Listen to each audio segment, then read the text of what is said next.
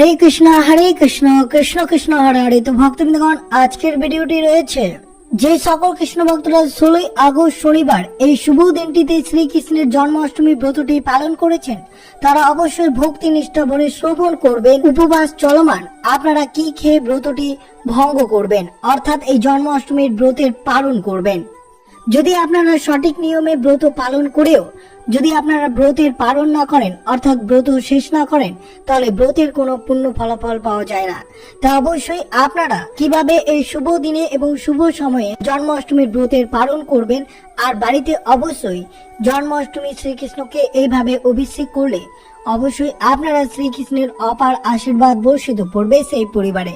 তা অবশ্যই আপনাদের শ্রবণ করতে হবে যে কিভাবে ব্রতের পালন করবেন, কিভাবে এই দিনটি অতিবাহিত করবেন এবং কিভাবে মধ্যরাতে আপনারা কোন কোন খাবার গ্রহণ করবেন। তা অবশ্যই ভিডিওটি আপনারা শুরু থেকে শেষ পর্যন্ত ভক্তি সহকারে শ্রবণ করবেন।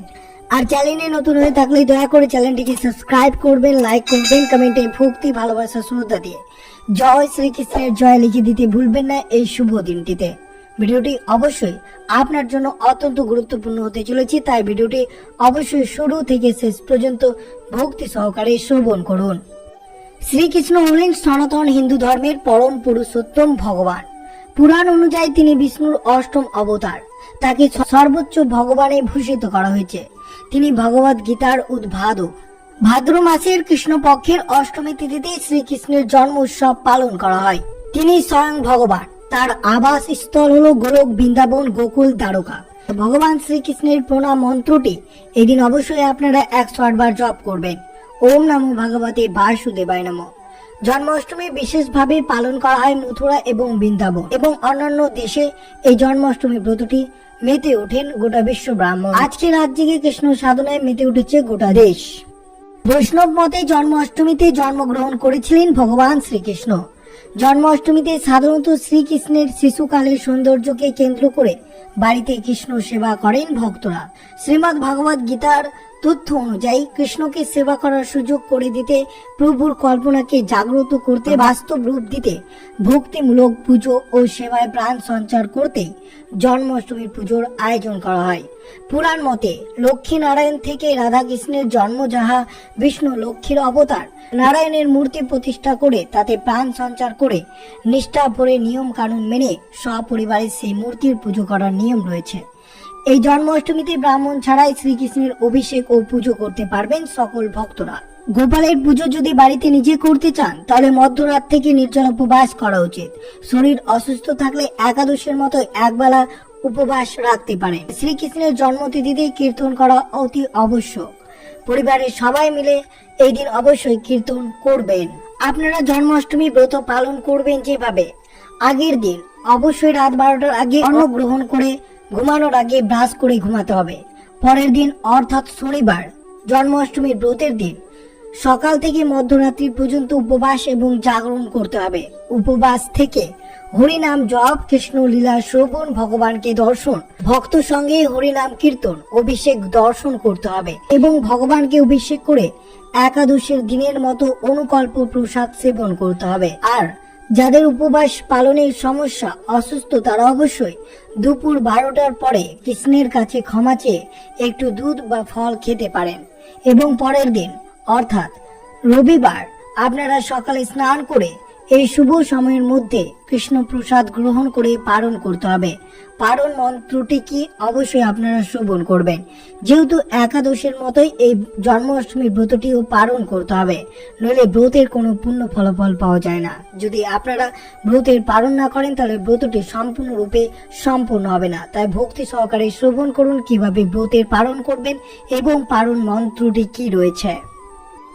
16 আগস্ট শনিবার এই দিনে ভগবান শ্রীকৃষ্ণের আবির্ভূত হয়েছিলেন এই পৃথিবীতে। জন্মাষ্টমী ব্রত পালন করলে ধর্মীয় আধ্যাত্মিক উপকার পাওয়া যায়। হিন্দু ধর্মাবলম্বীদের বিশ্বাস করেন যে এই পবিত্র দিনে শ্রীকৃষ্ণের আরাধনা করলে তিনি তাদের ওপর কৃপা বর্ষণ করেন। আর উপকার বড় কথা নয়, ভগবানের প্রতি আমাদের কৃত্রিম ভালোবাসা প্রকাশ করার সুযোগ এই দিন অবশ্যই করতে হবে। জন্মাষ্টমীতে শ্রীকৃষ্ণের প্রতি ভক্তি এবং আরাধনা করা আমাদের ধর্মের একটি গুরুত্বপূর্ণ অঙ্গ। এটি ধর্মীয় কর্মকাণ্ডে একজন ব্যক্তির অংশগ্রহণ বাড়তে সাহায্য করে। ভগবান শ্রীকৃষ্ণকে সর্বোচ্চ আধ্যাত্মিক জ্ঞান এবং দর্শন অবতার হিসেবে দেখা হয়। তার জীবন এবং উপদেশগুলো আমাদের জীবনে আধ্যাত্মিক গুরুত্বপূর্ণ এবং অনুপ্রেরণা যোগায়। আমাদের হিন্দু শাস্ত্র অনুসারে জন্মাষ্টমীর দিন উপবাস এবং পুজো করলে পাপ মোচন হয় এবং মন শুদ্ধ হয়। ভগবান শ্রীকৃষ্ণকে সুখ, সমৃদ্ধি এবং মঙ্গল দেবতা হিসেবে পুজো করা হয়। তার আশীর্বাদ জীবনে সুখ, শান্তি এবং সমৃদ্ধি আসে বলে বিশ্বাস রয়েছে। তা অবশ্যই সকল পরিবারের সদস্য মিলে এই জন্মাষ্টমী ব্রতটি পালন করুন ভক্তি সহকারে, এবং অবশ্যই মধ্যরাত্রে আপনারা পুজো অর্চনা করবেন এই শুভ দিনে, এবং পরের দিন অবশ্যই সঠিক নিয়ম আচার মেনে সঠিক সময়ে ব্রতের পালন করবেন। তবে অবশ্যই আপনার ব্রতটি সুসম্পন্ন হবে এবং শ্রীকৃষ্ণের অপার আশীর্বাদ সেই পরিবারে বর্ষিত পড়বে। জন্মাষ্টমী পুজোর শুভ মুহূর্ত। কৃষ্ণ জন্মাষ্টমীর পুজোর শুভ সময় শুরু থাকবে 16 আগস্ট শনিবার রাত 12:04 থেকে 12:47 মধ্যে, অর্থাৎ এই 43 মিনিটের মধ্যে জন্মাষ্টমীর পুজো করা সবচেয়ে শুভ বলে মনে করা হয়। কি কি লাগবে জন্মাষ্টমীর পুজোয়? জন্মাষ্টমীর পুজোয় শসা দিতে হয়। ছোট্ট গোপালের পুজোয় সামগ্রিক মধ্যে শসা রাখতে হয়।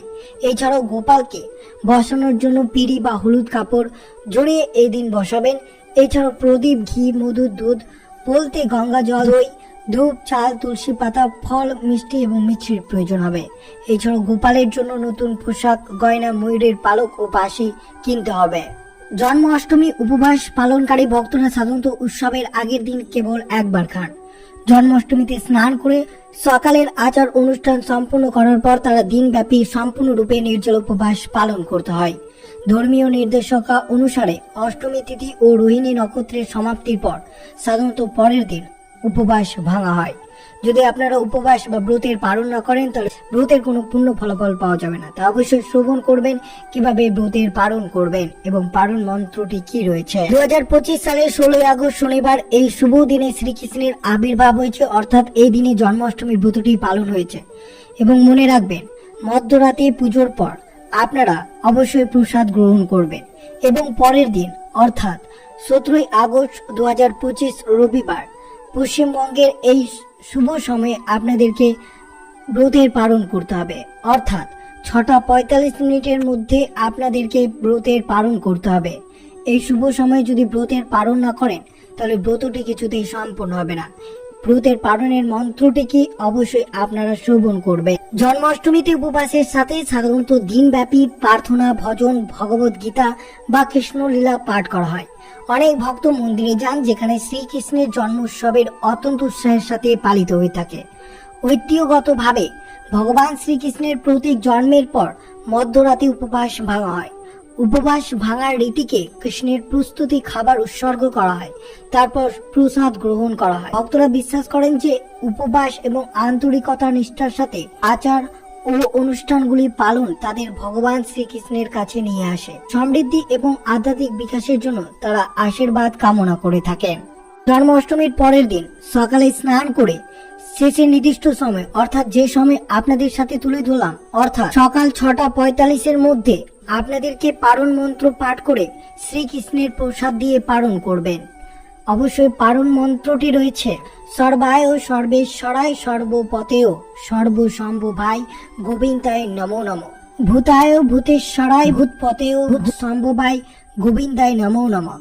এই মন্ত্রটি আপনাকে 3 বার পাঠ করতে হবে এবং 3 বার পাঠ করে অবশ্যই কৃষ্ণের প্রসাদ গ্রহণ করে পালন করতে হবে। যেহেতু জন্মাষ্টমী পালনের সবচেয়ে বড় উদ্দেশ্য হলো শ্রীকৃষ্ণের প্রতি ভক্তি এবং তার জীবন থেকে অনুপ্রেরণা গ্রহণ করা। ভগবান শ্রীকৃষ্ণ জীবন থেকে অনুপ্রেরণা নিয়ে আত্মবিশ্বাস বৃদ্ধি করা যায়। অবশ্যই আপনাদের সাথে পালন মন্ত্র এবং নির্দিষ্ট সময়ের মধ্যে আপনাদেরকে এই জন্মাষ্টমী ব্রতের পালন করতে হবে, সেই সময় এবং পালন মন্ত্র তুলে ধরলাম। অবশ্যই এই পালন মন্ত্রটি এই শুভ দিনে 3 বার পাঠ করে তবেই ব্রতের সম্পূর্ণ হবে এবং ব্রতটি শেষ হবে। এইভাবে ব্রত পালন করলে অবশ্যই আপনারা ব্রতের পূর্ণ ফল লাভ করতে পারবেন। জন্মাষ্টমীর ব্রত পালন সঠিক নিয়ম এবং ব্রতের পালন যদি সঠিক নিয়মে করতে পারেন তবে আপনার ব্রতটি পূর্ণ ফল পাবে। অর্থাৎ এই ব্রত পালনের ফলে আপনার পাপ মোচন হবে, পরিবারে সুখ সমৃদ্ধি প্রাচুর্য বয়ে আনবে। নিঃসন্তান দম্পতিদের জন্য ভগবান শ্রীকৃষ্ণের উপাসনা করে এবং ভক্তি সহকারে উপবাস পালন করা বাঞ্ছনীয়, কারণ এটি তাদের সন্তান সন্তিত লাভের আশীর্বাদ করে। আর অবশ্যই এই জন্মাষ্টমীর পরের দিন আপনারা এই নিয়মটি অবশ্যই করবেন। শ্রীকৃষ্ণের জন্ম হওয়ার আনন্দে নন্দদেব এই দিনে সকল ব্রজবাসীদের নিয়ে আনন্দ মেতে উঠেছিল। নন্দ উৎসবের বিশেষ মাহাত্ম্য রয়েছে। এই দিনে বিশেষ কিছু নিয়ম পালন করতে পারলে তা অবশ্যই আপনার উপবাসটি পূর্ণ ফল পাবে। অর্থাৎ জন্মাষ্টমীর ব্রতের পালনের দিন যদি এই খাবার বা এইভাবে যদি আপনারা এই ক্রিয়াকলাপটি করতে পারেন তাহলে অবশ্যই শ্রীকৃষ্ণের অপার আশীর্বাদ লাভ করতে পারবেন। এই দিনটি অবশ্যই আপনাদের ভক্তি সহকারে পালন করা উচিত। নন্দ উৎসবের দিন বাড়িতে কীর্তন দেওয়ার প্রথা করা উচিত। বাড়িতে কীর্তন দিতে না পারলে অবশ্যই এই দিনে গীতা পাঠ অবশ্যই করবেন। জন্মাষ্টমী ব্রতের পালন দিন অবশ্যই আপনি নিজের সাধ্যমতো কিছু দান করতে পারেন। এদিন বাড়িতে মানুষকে ভজন করানো খুবই ভালো বলে বিশ্বাস করা হয়। নিজের আত্মীয় স্বজন এবং 5 জন বাচ্চাকে এই দিনে বাড়িতে ভোজন করান। এদিন কোনোভাবেই যেন বাড়িতে কলহ ঝগড়া সৃষ্টি না হয় সেই দিকে খেয়াল রাখতে হবে। ব্রতের পালনের দিন আপনারা কি কি খাবার গ্রহণ করবেন? এই দিন কাঁচা কলার তৈরি যে কোনো খাবার তৈরি করে খেতে হবে। এই দিন অবশ্যই ঠাকুরকে খিচুড়ি ভোগ দিতে হবে। পুজোর পর ভোগের প্রসাদ নিজে গ্রহণ করতে হবে এবং বাড়ির সদস্যদের মধ্যে এই খিচুড়ি ভোগ দিতে হবে। খিচুড়ি ভোগের সঙ্গে যে কোনো মিষ্টি ভোগ নিবেদন করা অত্যন্ত শুভ হতে পারে আপনাদের জন্য। যদি পারেন জন্মাষ্টমী ব্রতের দিন বা জন্মাষ্টমী ব্রতের পালনের দিন এই মন্ত্রগুলো অবশ্যই পাঠ করা অত্যন্ত শুভ হতে পারে। জন্মাষ্টমীতে শ্রীকৃষ্ণের পুজো করলে জীবনের সমস্ত বাধা দূর ও সৌভাগ্য আসে, তাই মন্ত্র উচ্চারণ করলে সবচেয়ে বেশি ফল পাওয়া যায়। তাই অবশ্যই মন্ত্রটি কোন কোন মন্ত্র জপ করা অত্যন্ত শুভ হতে পারে আপনাদের জন্য তা অবশ্যই শ্রবণ করুন। প্রথমে যে মন্ত্রটি রয়েছে তা হচ্ছে ওম শ্রীকৃষ্ণ শরণম মম, অর্থাৎ তিনি বিশ্ব ব্রাহ্মণের সারকদাশ্বরী ও শুভ শক্তির প্রতিমূর্তি, তিনি আমার রক্ষক পথ প্রদর্শক। এই মন্ত্রগুলো অবশ্যই 108 বার জপ করবেন। এছাড়া দ্বিতীয় নম্বর মন্ত্রটি রয়েছে ওম নমো ভগবতে বাসুদেবায় নমঃ। আমি প্রণাম জানাই ভগবান বাসুদেবকে, যিনি সর্বত্রই বিরাজমান, এবং কৃষ্ণের মহামন্ত্রটি এই দিনে জপ করতে পারেন, যেটি আত্মিক আনন্দ ও মোক্ষের পথে নিয়ে যাবে। হরে কৃষ্ণ কৃষ্ণ কৃষ্ণ হরে হরে, হরে রাম রাম রাম হরে হরে। এই মন্ত্রটি অবশ্যই 108 বার জপ করলে অবশ্যই আপনার ব্রতটি সুসম্পন্ন হবে এবং আপনার মনে ইতিবাচক শক্তি সৃষ্টি হবে। মানসিক স্বাস্থ্যের জন্য অত্যন্ত শুভ ফল বলেই মনে করা হয়। আর অবশ্যই মধ্যরাতে এই নিয়মটি আপনারা করবেন। শাস্ত্র বিশেষজ্ঞরা বলছে জন্মাষ্টমী হলো অশুভকে বিনাশ করে শুভ শক্তিকে প্রতিষ্ঠিত করার উৎসব। বিশ্বাস রয়েছে একতা ধরে রাখতে উৎসাহ দেয় এই ব্রত। জন্মাষ্টমীতে শ্রীকৃষ্ণের উদ্দেশ্যে শশা নিবেদন করার প্রথা রয়েছে। বলা হয় শশা পেলে অত্যন্ত খুশি হন নন্দলাল। যে ভক্ত তাকে এই দিনে শশা নিবেদন করেন তার যাবতীয় দুঃখ কষ্ট তিনি মোচন করেন, এমনটাই প্রচলিত বিশ্বাস। জন্মাষ্টমী ঠিক রাত 12টায় শশা কাটতে হয়। এটি সন্তান ভূমিষ্ঠ হওয়ার পর মায়ের থেকে নারী গ্রন্থি কাটার রূপক বলেই মনে করা হয়। তো অবশ্যই আপনারা জন্মাষ্টমীর দিন অবশ্যই রাত 12টায় এই ক্রিয়াকলাপটি অবশ্যই করবেন এবং পরের দিন অর্থাৎ 17 আগস্ট রবিবার ব্রতের পালন করবেন। সঠিক নিয়মে ব্রতের পালন করলে অবশ্যই ব্রতটি আপনার সুসম্পন্ন হবে এই শুভ দিনে। এবং পুজো সম্পূর্ণ হয়ে গেলে শ্রীকৃষ্ণের নিকটে ক্ষমা প্রার্থনা করবেন এই মন্ত্রটি জপ করে। নমো যদক্ষরং মাত্র হীনঞ্চ যদ ভবে পূর্ণং ভবতু তং সর্বতং প্রসাদত জনার্দন। মন্ত্রহীনং ক্রিয়াহীনং ভক্তিহীনং জনার্দন যত পূজিতং মায়া দেব পরিপূর্ণং তদস্তমে। এই মন্ত্রটি আপনারা 3 বার পাঠ করে অবশ্যই শ্রীকৃষ্ণের নিকটে ক্ষমা প্রার্থনা করবেন। তো অবশ্যই আপনারা 16 আগস্ট শনিবার ব্রত সম্পূর্ণ করে 17 আগস্ট রবিবার এই ব্রতের পালন করতে হবে। পালন মন্ত্র কি সবকিছু আপনাদের সাথে তুলে ধরা হলো এবং পালনের দিন কোন কাজটি করলে আপনার পরিবারের মঙ্গল হবে। তো এই ছিল ভিডিওটি ভালো লাগলো অবশ্যই চ্যানেলটিকে সাবস্ক্রাইব করবেন, লাইক করবেন, কমেন্টে ভক্তি ভালোবাসা শ্রদ্ধা দিয়ে জয় শ্রীকৃষ্ণের জয় লিখে দিতে ভুলবেন না এবং ভিডিওটি আপনার আত্মীয় ভক্ত বা বন্ধুদের সাথে অবশ্যই শেয়ার করবেন। সুস্থ থাকবেন, সতর্ক থাকবেন। জয় শ্রীকৃষ্ণ, রাধে রাধে।